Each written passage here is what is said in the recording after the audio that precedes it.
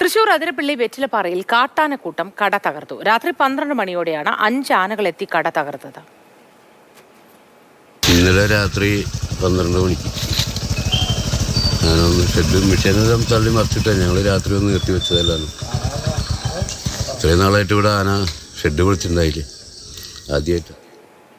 വിശദാംശങ്ങളുമായി MS ലിഷോയ് ചേരുന്നു. Lishoy, good morning.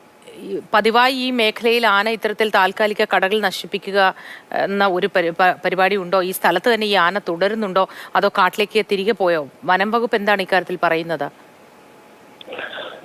ഈ പ്ലാന്റേഷൻ മേഖലയോട് ചേർന്നുള്ള പ്രദേശമാണ്. ഈ പ്ലാന്റേഷൻ മേഖലയിൽ സ്ഥിരമായി കാട്ടാനകൾ എത്തുന്നത് പതിവാണ്. അതായത് ആ മേഖലയിൽ എണ്ണപ്പന കുത്തിമറിച്ചിട്ട് അത് തീറ്റയാക്കുന്നത് പതിവുള്ള ഒരു കാഴ്ചയാണ്.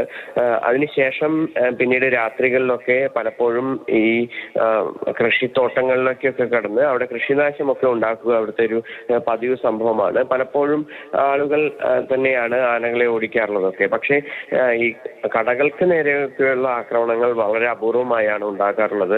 ഈ ഷെഡ് പൊളിക്കുന്നതൊക്കെ അപൂർവമായാണ് ഉണ്ടാകാറുള്ളത്. കരിമ്പും അതുപോലെ തന്നെ കരിക്കുമൊക്കെ വിൽക്കുന്ന കടയോട് ചേർന്നുള്ള ഷെഡാണ്. അതുകൊണ്ട് തന്നെ ആനകൾ കൂടുതലായി അത് ഭക്ഷിക്കുന്നതിന് വേണ്ടിയും മറ്റും എത്തി അത് പൊളിച്ചതാകാം എന്നുള്ളൊരു പ്രാഥമിക നിഗമനമാണ് ഉള്ളത്. എന്തായാലും ഈ മേഖലയിൽ കാട്ടാനകളുടെ സാന്നിധ്യം സ്ഥിരമായി ഉണ്ട്. ആനകളെ തുരത്തണമെന്ന ആവശ്യം നിരന്തരം ഈ ഉയരുന്നുണ്ട് എങ്കിൽ പോലും പക്ഷേ അതൊന്നും പ്രായോഗികമല്ലാത്ത രീതിക്കാണ് ഇവിടെ കാര്യങ്ങൾ മുന്നോട്ട് പോകുന്നത്.